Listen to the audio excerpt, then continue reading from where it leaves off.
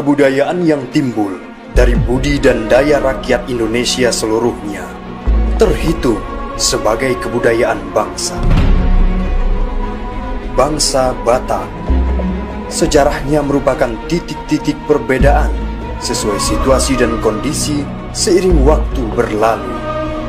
Sudut pandang kuno dan modern mewarnai goresan sejarah bangsa Batak.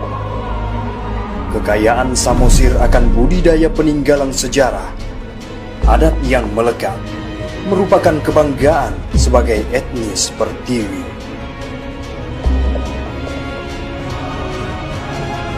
Harta Samosir.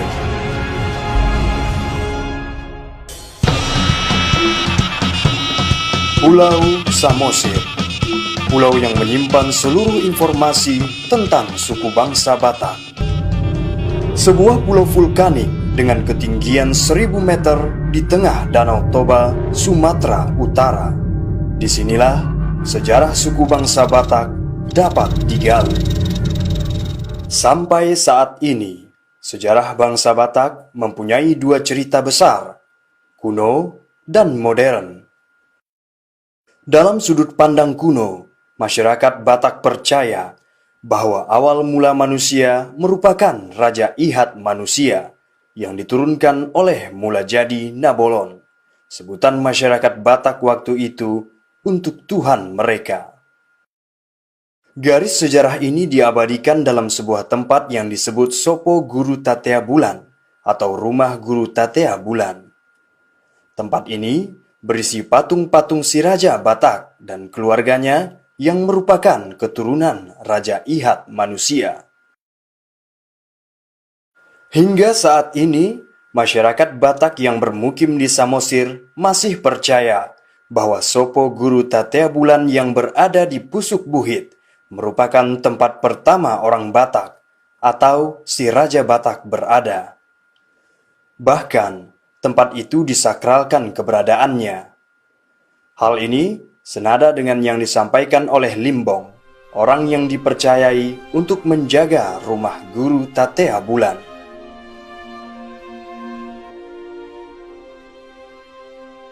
Inilah pertama si Raja Batak.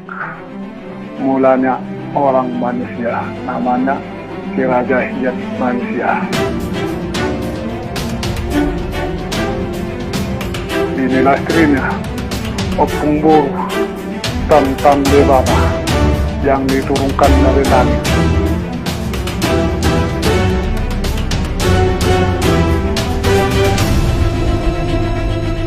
Lahirlah anak Opung ini dua, anak Opung si Raja Batak ini. Inilah anak pertama.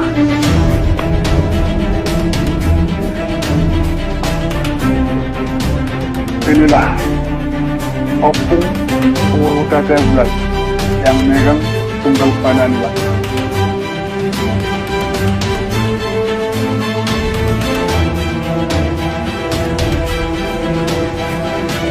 Inilah istrinya, Opung Boru si Batu Bulu. Inilah yang diturunkan dari langit 7 bidadari itu.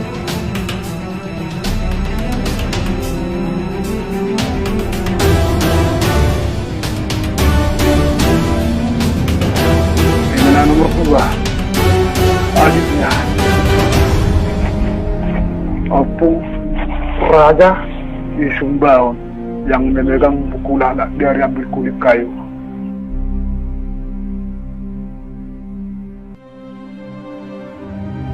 Inilah istrinya, Opung Boru Nauli Basa.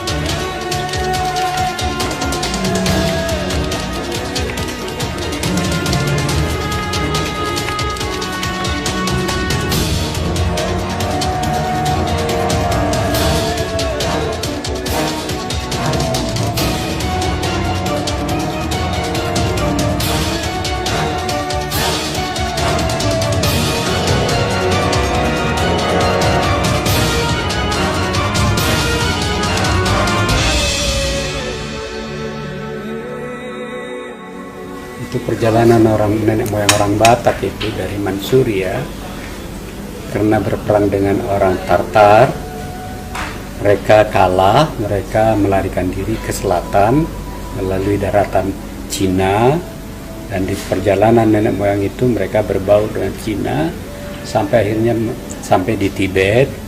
Lalu di Tibet nenek moyang orang Batak itu bermukim di pegunungan Tibet di sekitar danau yang mereka namakan Danau Toba Tartar. Nah, keturunan mereka itu, nenek moyang itu turun lagi ke selatan dari Tibet ke tanah Burma bagian utara, dan sebagian dari nenek moyang itu tinggal di sana yang menamakan diri suku Karen. Nah, dari situ nenek moyang kita itu turun lagi ke selatan, pergi ke tanah Thailand, di bagian utara di di Chiang Mai, dan kemudian di Kanchanaburi. Dari situ ke arah timur, nenek moyang itu sampai di Vietnam melalui Kamboja, dan dari situlah menyebar dengan perahu ke Taiwan dan ke Filipina dan ke tanah Toraja melalui Sulawesi Utara. Dalam penelitiannya, bangsa Batak merupakan keturunan suku Manchuria dari ras Mongolia yang hidup di daerah utara Tibet 7.000 tahun yang lalu. Bungaran Antonius Simanjuntak menambahkan, nenek moyang orang Batak sampai ke Toba melalui tanah Malaka dan mampir di tanah Dentingkera. Setelah itu, menyeberang ke Sumatera hingga terdampar di Tanjung Balai. Dengan menyusuri Sungai Asahan, nenek moyang orang Batak naik ke atas pegunungan Toba dan bermukim di sana. Hal ini diperkirakan terjadi ribuan tahun yang lalu. Manusia saat ini tak akan bisa lepas dari sejarah leluhur mereka. Perjalanan sejarah nenek moyang akan diabadikan sebagai kebanggaan etnis. Peninggalan sejarah akan dilestarikan sebagai kekayaan bangsa. Kekayaan berupa peninggalan sejarah di Pulau Samosir merupakan wisata yang menarik. Salah satunya si Gale-Gale, patung menari dengan perawakan tinggi dan kurus yang merupakan ikon Pulau Samosir. Si Gale-Gale mempunyai kisah sejarah yang menarik. Si Manggale namanya, seorang anak tunggal kesayangan raja. Dengan perintah ayahnya, si Manggale menuju medan perang untuk mempertahankan tanahnya. Namun tak disangka, si Manggale yang merupakan anak kesayangan sang raja tewas dalam perang tersebut.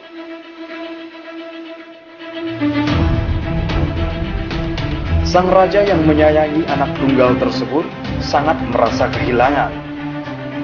Raja memerintahkan untuk menghidupkan kembali sosok si Manggale. Dengan kesaktian seorang dukun, sebuah patung mirip si Manggale dibuat dan arwah si Manggale dimasukkan ke dalam patung tersebut. Raja sangat senang. Patung si Manggale telah menghilangkan kemurungan serta menjadi hiburan dan semangat untuk rakyatnya.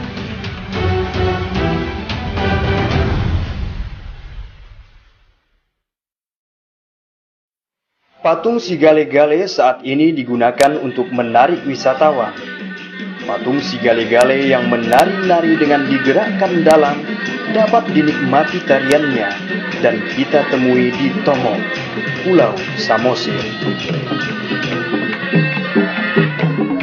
Selain si Gale-Gale, kita juga dapat menemukan makam Raja Sidabutar di Tomo. Raja Sidabutar merupakan salah satu raja yang pernah berkuasa di Tomo. Makam Raja Sidabutar berbentuk unik. Peti terbuat dari batu pahatan berupa sarkofagus. Bagian depan peti terdapat pahatan wajah Raja Sidabutar. Pahatan tampak menyambung dengan peti batu. Makam Raja Sidabutar hingga kini masih dijaga oleh suku Batak. Masyarakat di sekitar Tomok meyakini dengan berada di dekat makam raja, mereka masih merasa dekat dengan raja mereka.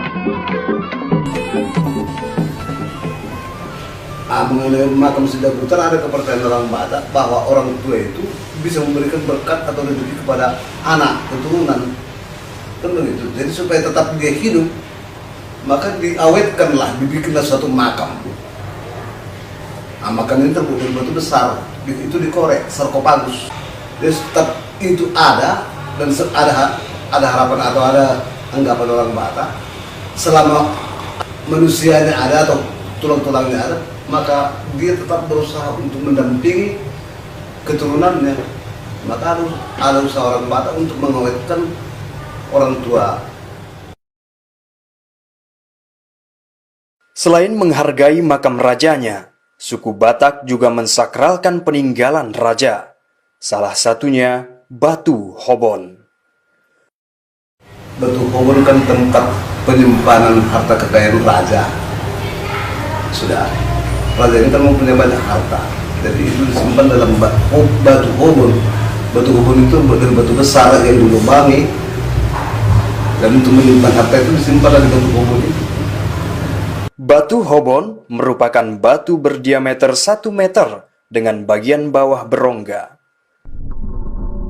Di dalamnya, konon menurut cerita yang berkembang, merupakan batu tempat penyimpanan harta dan senjata si Raja Batak.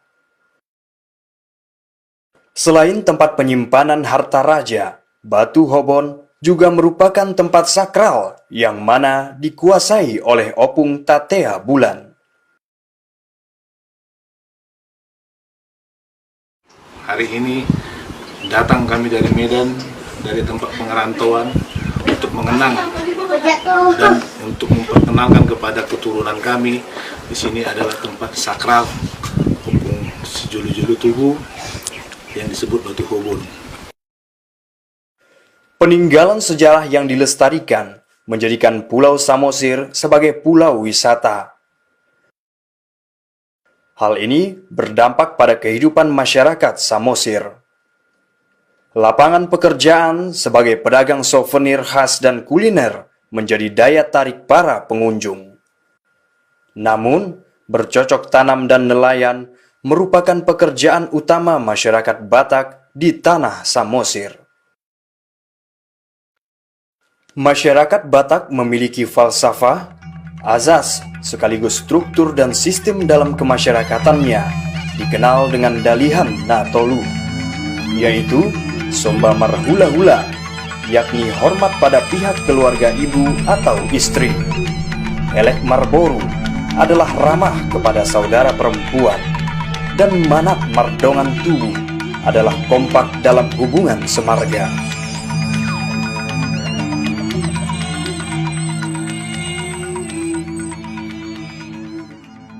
Bicara adat istiadat, tak bisa lepas dari rumah adat. Bangsa Batak mempunyai bentuk rumah yang unik pada atapnya. Filosofi rumah orang Batak itu meruncing di atas, lalu runcing di belakang, ujung di belakang lebih tinggi daripada yang di depan. Filosofinya atau kebenaran utama menurut orang Batak bahwa keturunan orang Batak itu harus lebih tinggi atau lebih hebat daripada orang tuanya. Selain itu, bendera bangsa Batak pun mempunyai filosofi sendiri, tak jauh beda pada sang saka merah putih. Satu gitu. 3 warna itu dikenal dengan bonang manan. 3 warna itu, satu warna hitam, warna putih, warna merah. Warna hitam menyerap segala pendapat. Warna merah tanda keberanian. Yang ketiga warna putih tanda kesucian orang Batak itu. sistem adat, bahasa, kekerabatan, falsafah kehidupan bangsa Batak merupakan etnis yang kaya akan budi dan daya. Namun, dalam kekayaan falsafah mereka, tak akan lepas jiwa dan raga tanah berdiri. Bangsa Batak akan selalu ada dalam lembar sejarah bangsa Indonesia. Lembar Bineka.